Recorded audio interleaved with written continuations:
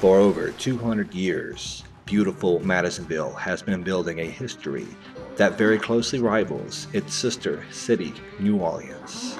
With plenty of good, but at least as much dark, locals claim this history is deeply embedded into its grounds, just waiting to be discovered by Paranormal Society of Ponchatoula.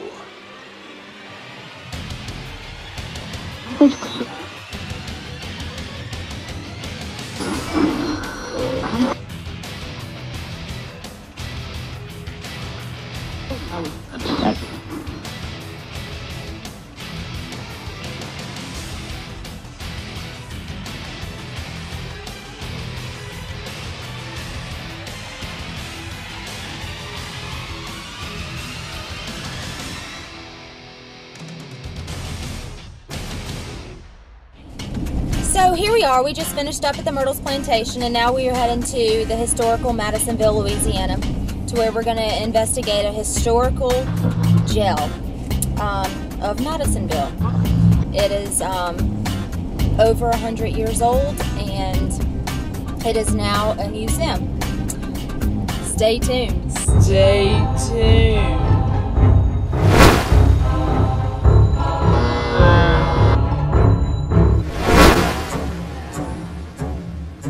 All right, guys, here we are on location in Madisonville, Louisiana.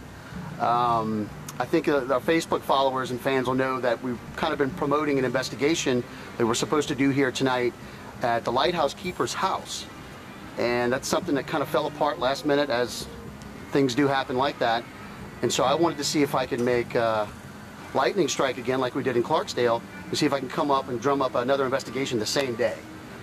And I was fortunate enough, and because of some of the relationships that I've been able to establish through PSP with the chief of police and even the mayor, and they're really, really receptive to allowing us kind of pretty much to have the keys to the city, because they could potentially draw in some new tourist trade that they had never had before. Maybe even potentially start setting up some ghost tours, because this city, as far as history goes, in battle and violence and the things that kind of tend to drum up the paranormal, parallels New Orleans. I mean, it goes back to, I believe it was settled by the Spanish even before the French Quarter, before New Orleans was. And so there's a lot of stuff that goes back to the Indians and their burial mounds and things like that. So I take a shot. I come over here at 2 o'clock this afternoon. Right now it's 10:07. And through the chief of police, Dave, through his instruction, he says, look, why don't you go talk to the curator? I don't know if she's into this kind of thing, and ask her. And so it's a difficult thing to kind of cold call and go and ask someone if you can investigate their property or their business, because you don't know how they're going to react. Some people think that the paranormal is evil. Some people think it's a joke and we're just a bunch of idiots, you know, running around after sounds in the dark. So this lady was pretty neutral. And so instead of just asking her up front, I just kind of told her a little bit about the show, told her, you know, what we've done in the past and what our goals are, and then how it could potentially help her city. And at the very end, you know, I said, well, look, I've got a bombshell for you, and I'm not sure how you're going to react. And she's a real down-to-earth, real normal lady. She's like, well, bombshell how? What are we talking about?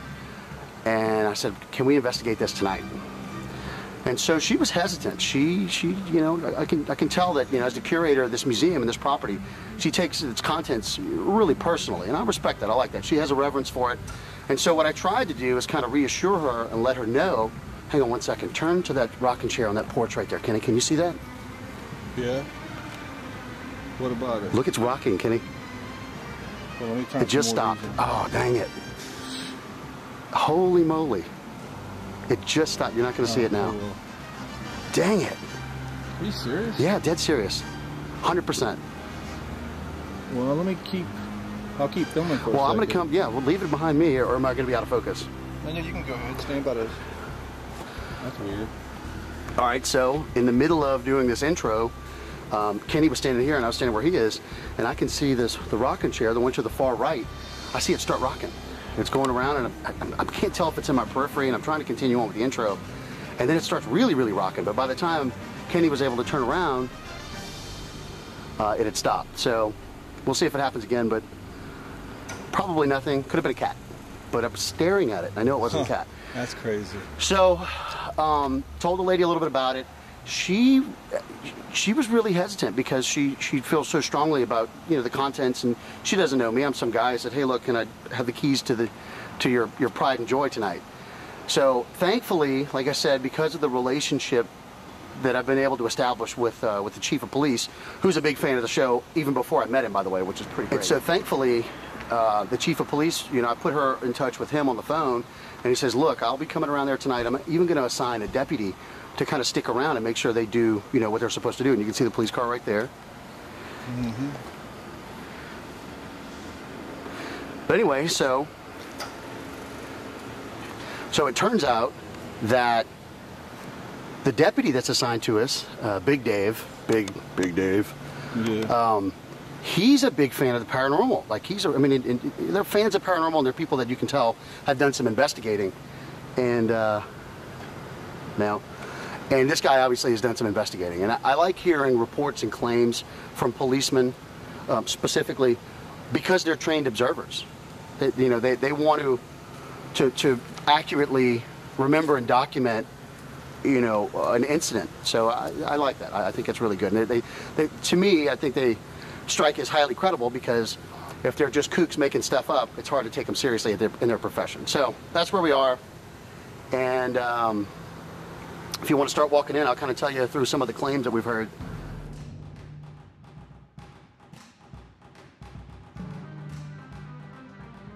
All right, now this is going to be a challenge for me. As everybody on the team knows, I have a problem with talking too loud. So this place is pretty echoey. It's built over 100 years ago, and it's basically like a fortress. So I'm going to try and speak. And this is a microphone, by the way. Everybody's watched the show before, they know this is a mic. So part of the legend of Madisonville, and one of the things that almost anyone that lives here, probably everyone that lives here, knows about, is the legend of the lady, or the white lady. And basically it's one of those stories that goes back a couple hundred years. And it's a lady in white that's mystical. You can see through her, and, you know, except this one screams. She's got this howl thing about her.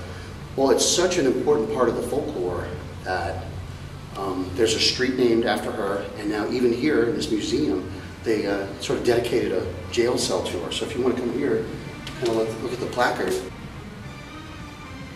And then I'm going to kind of let you go in to here. You may have to go IR to see it. But they've set up a little, for lack of a better word, a shrine.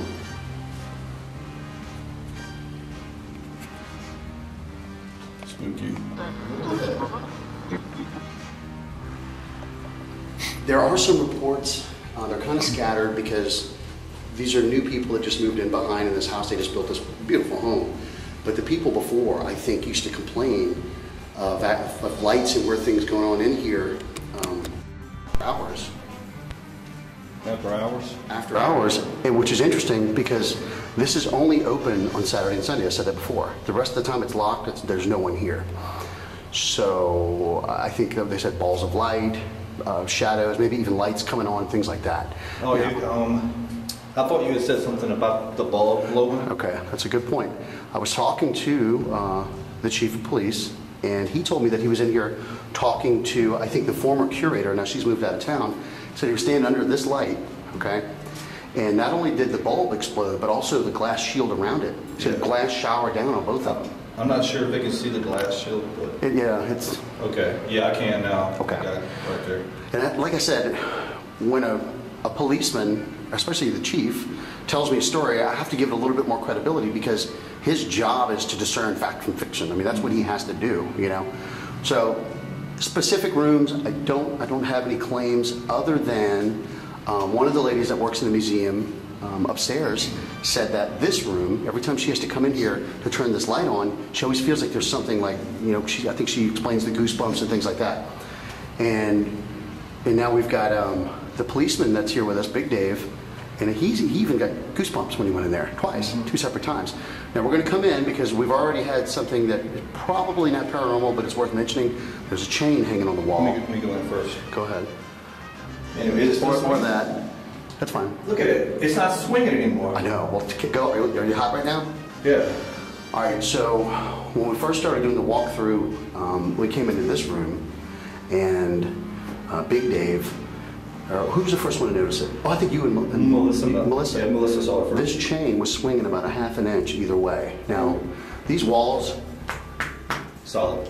are concrete and they're about that thick. And this is a concrete slab, so it's not raised, and there are no windows or no vents or anything in here.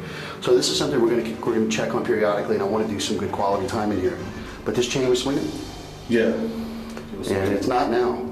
It totally quit. And it's impossible to have a breeze in here. There's no breeze in here. There's no windows. No, not at all. There's no way, no breeze. Not at all. In here, so. And look, something else we're going to do as the night goes on, just to kind of fill up some time and just kind of go through the night, is there's a famous urban kind of weird story here where there was a rooster that was causing a disturbance. And they actually put an arrest warrant out for the rooster, arrested it, and had a trial for it. And it was found guilty. And I think they made it do like community service. Bizarre.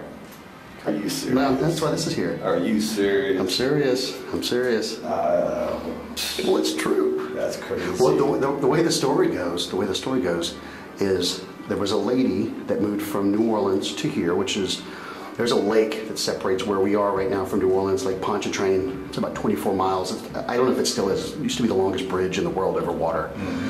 But she moved from New Orleans to come over here for peace and tranquility. And a lot of people do it because it's a quiet town. Some quiet towns over here. Well, anyway, so she started having an issue at 3 o'clock every morning. A rooster would start crowing. And it happened so much that it started affecting her sleep pattern, and it started affecting her work, and she got fired. And so she filed a complaint that the rooster was the reason she got fired. I'm not kidding. Anyway, so it all led to it. And then eventually, they found the rooster guilty, but they didn't kill it or didn't put it in jail. It ended up bringing it to all city council meetings. I don't know, it's nutty, but that's funny. It's funny, but anyway, the lady ended up moving back to New Orleans because of the rooster. Ain't that crazy? Yes, if this isn't medieval, I don't know what is. Look at these suckers. And these are all functional keys for the doors, and we're going to put them to good use. I've never seen anything like it. I mean, person. I think I've seen keys like this that were fake. Yeah. You know, but this is... That's the real deal. Well, I mean, we've used them, so... It's the real deal.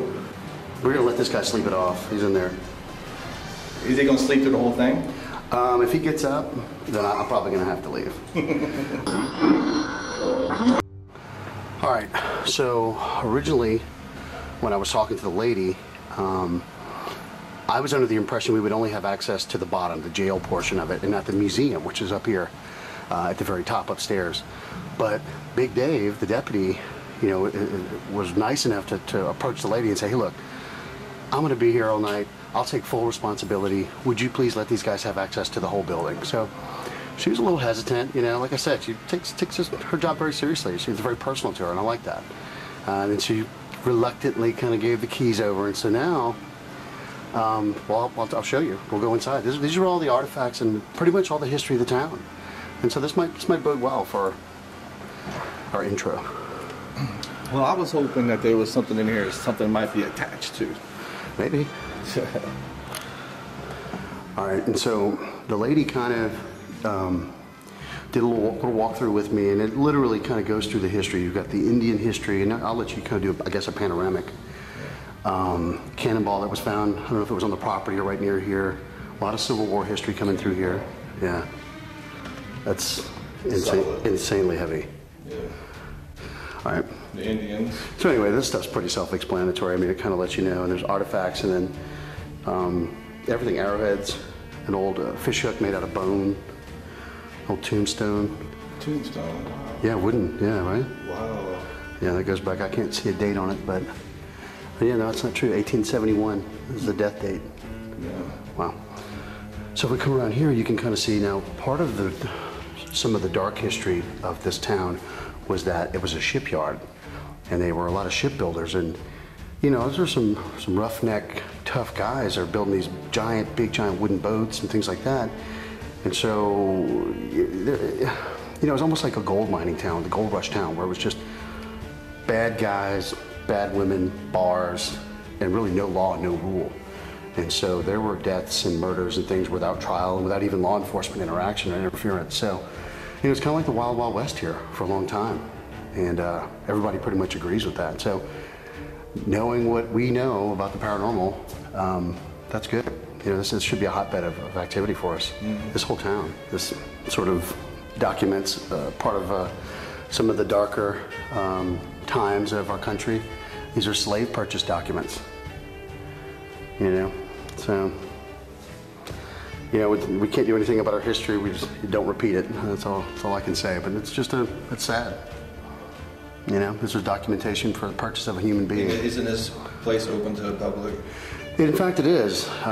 It's open only Saturdays and Sundays, and I think it's 10 to 4. And hopefully, because they do a lot, they kind of change these exhibits every few months. Hopefully, it'll get to the point to where we can put an episode together, give them a DVD, and they've got a TV that they let loop for their tours, and maybe they'll show an episode here when people come through if they're interested in that kind of thing. But they're very, very sweet people. But anyway, it's a little echoey in here. I think I'm doing pretty well with the low voice thing, by the way. But we do some sessions, you know, maybe sit down, it's quiet. Let's see if we get a little absolute silence. Yeah, that's gonna work really well. Yeah. Heck, I'm tempted to start an EVP now, even without a voice recorder. We got one right here, right now. That's what I'm saying. 2, 3.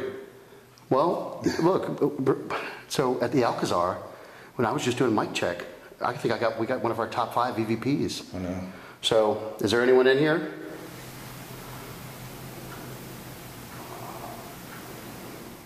Just hear you breathing. Really through there? I think it's very sensitive.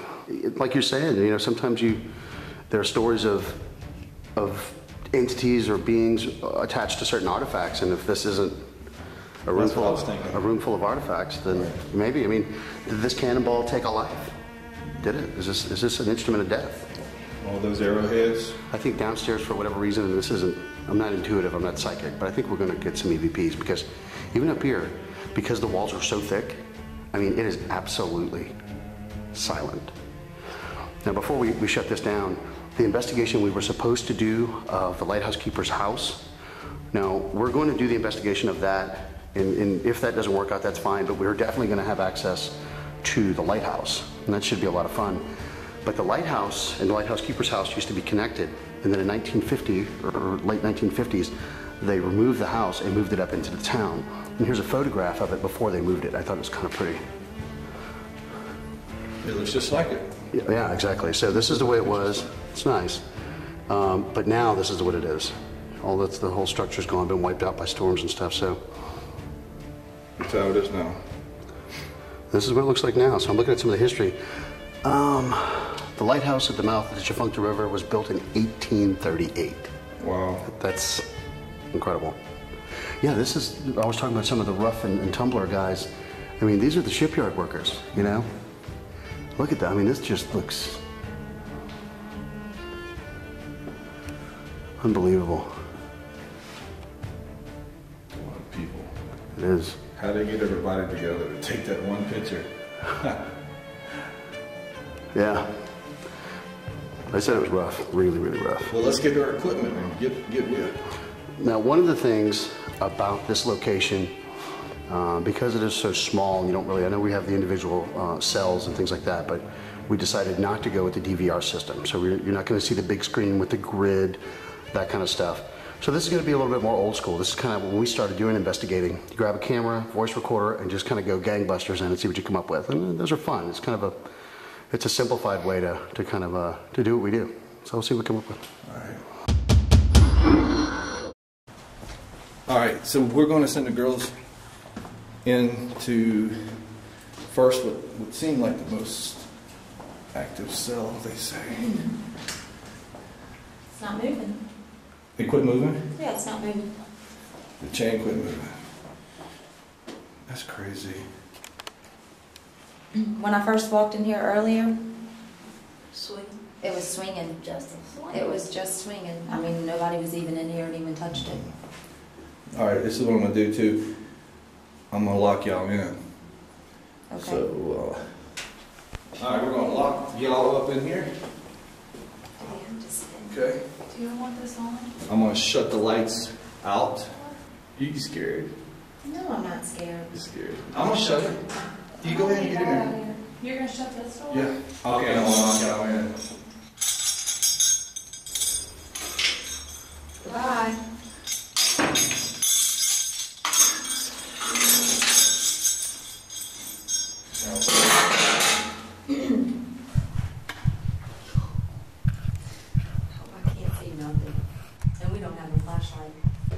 thing even on, Tracy? Yeah. Well, I don't know. I don't think these are on. No. Okay. Okay, I'm gonna leave y'all. Where's this one? Hold on, I'm trying to turn the things on. It's recording. It's Can on. you see me? Yeah. Oh man, this thing's hard to close. EVP session 1 in the jail cell. Well, when I first come in here earlier, just doing a walkthrough, I walked in and the chain was swinging, and there's no breeze in here or anything like that, and it was just swinging, and it's no longer swinging now. Concrete cell, steel doors, no breeze. So now we're shut in here to see if there is anybody in here. If you were in here earlier and you moved this chain, can you do that again?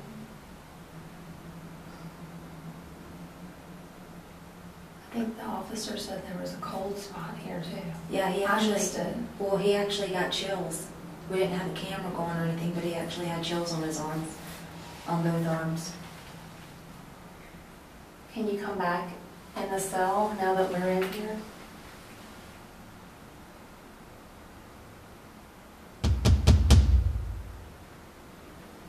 Were you kept in this cell?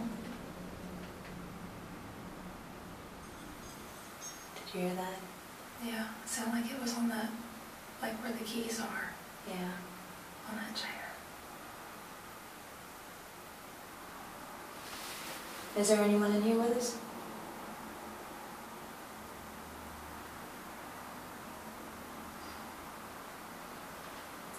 I heard something again. I did too.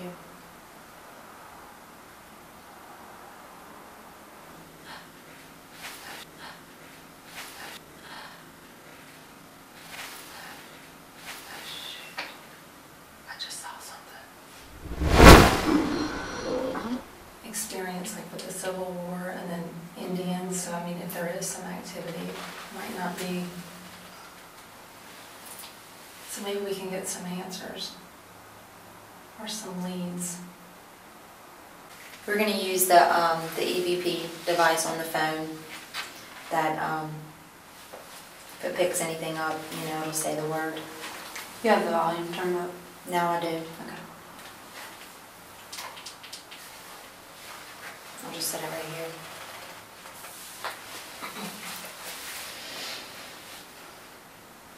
Is there anyone in here with us?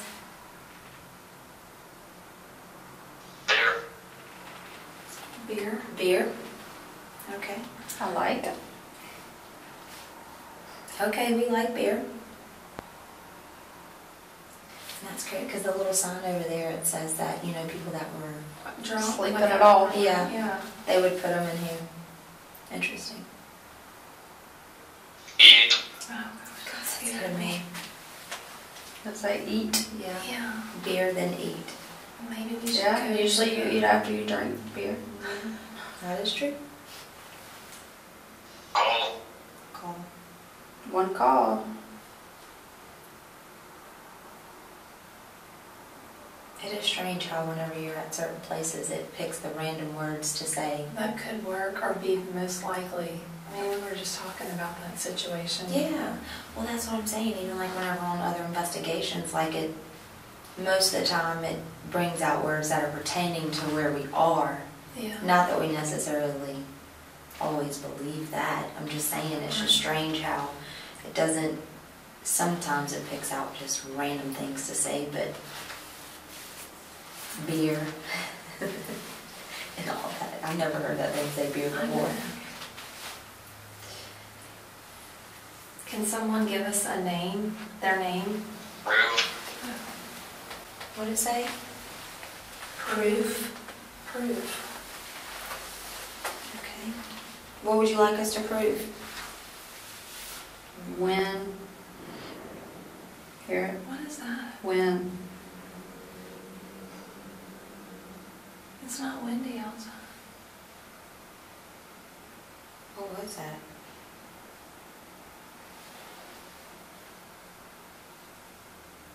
If that was you, can you make that noise again?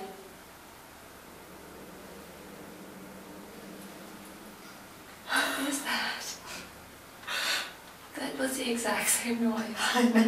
Okay. Is that coming from upstairs? I don't know. Now it's freaking me out. Loose. Oh, God. Loose. That scared me. Do y'all want to try a different ring? Yeah, we can.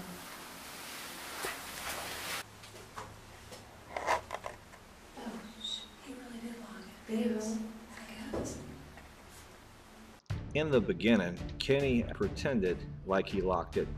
The door actually doesn't even close all the way. No way. I didn't. He did. And I'm gonna try like not to panic. I'm just gonna be like, what you try? Cause like the minute I know I'm locked in, he's probably when I'll panic. But he didn't lock it. Well, open He did not lock that door. I'm telling you, he didn't. Because you have to put the key in it to it. lock He it. probably did when you weren't looking. Right? Huh? No, I'm dead serious. I did not see him lock it. Kenny! Kenny! If he locked us in here, I swear to God. Is that why he took a picture? Is that what was real funny? I guess. But I didn't see him lock it. Tanya or Melissa could not get the door open, but Tracy walks straight up to it, pushes it open like it wasn't nothing. But just before that, the camera died out. She pushed on it, I pushed on it, just like Tracy did, and Tracy come over and pushed it open. Pushed it like it was nothing.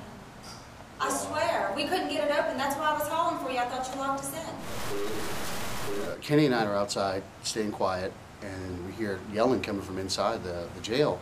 So we come running, bolting around, and the girls come kind of coming out. So we're thinking we're already getting some gold. Well, it turns out that Melissa tried and Tanya tried to open the metal jail door, and they were both pushing and pushing. It wouldn't open, and so they backed up, thinking we locked them in. We turned the lock or whatever, and Tracy walks up, and she just swings it open with one arm. So I'm gonna go see if I can debunk that and see if it sticks or whatever. I don't know how to debunk right now. But listen, you see? Watch your fingers. No, I didn't slam it. No, it doesn't even close. It don't close at all. No. There's no way it can stick. Okay. Pull it as hard as you can. Now push it. Yeah, it won't close. Yeah, so you can't even close the door all the way. And so Melissa said no way. And Watch. said, Let's try it again. You can't even close it. It's impossible to lock. Stay tuned for episode 2 for when the team investigates the upstairs and experiences Paranormal activity.